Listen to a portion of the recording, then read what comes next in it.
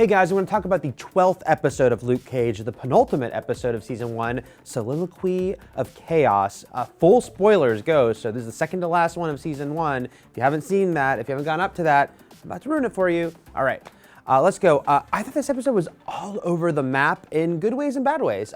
It started really slow, and it seemed like there was a lot of focus on the henchmen and the right-hand men of our sort of crime bosses and the enemies, but we didn't really care about a lot of these guys. Maybe they've been in the periphery, but a lot of time spent with them. But I will say things picked up a lot in that scene when they tried to kill Shades and he managed to fight back. What seemed like Shades' final scene and him coming back against huge odds. That was a pretty cool, exciting moment.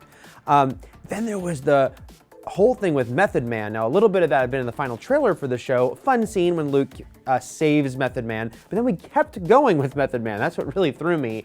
I will say I was amazed and completely thrilled to see Heather from the real world on Luke Cage. Didn't expect that from Real World 1.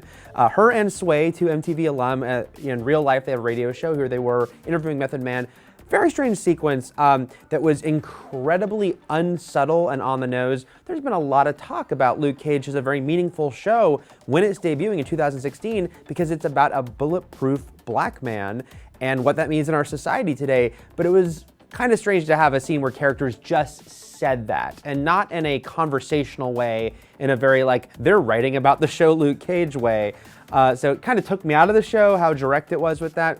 And then Method Man had a whole song, and it became a sort of music video sequence almost, cutting back and forth. But that was pretty fun, I have to say, and I'll always go for a theme song. Why not? Name-checked Iron Man in that song, even.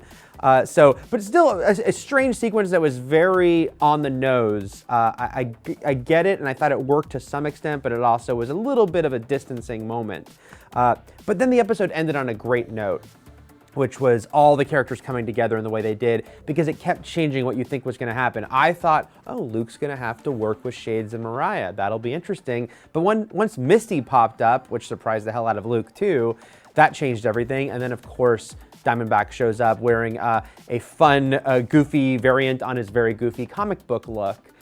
There, and kind of, again, this show is heightened, and so it sort of can embrace some of this trappings of it, and having him show up in that uniform was strange but great. I actually really enjoyed that, and how they brought all the characters together going into the finale. So yeah, an episode that was sort of topsy-turvy, but I ended up enjoying it overall. The Method Man sequence especially is kind of is a very unusual one, although at the end of the day, yeah, theme songs, they're great. That's my thoughts on the penultimate episode of Luke Cage. What do you think? You can read Terry Schwartz's review at IGN.com, see if she agrees with me or not. And for plenty more on Luke Cage and plenty more on Marvel and Netflix, keep it here at IGN.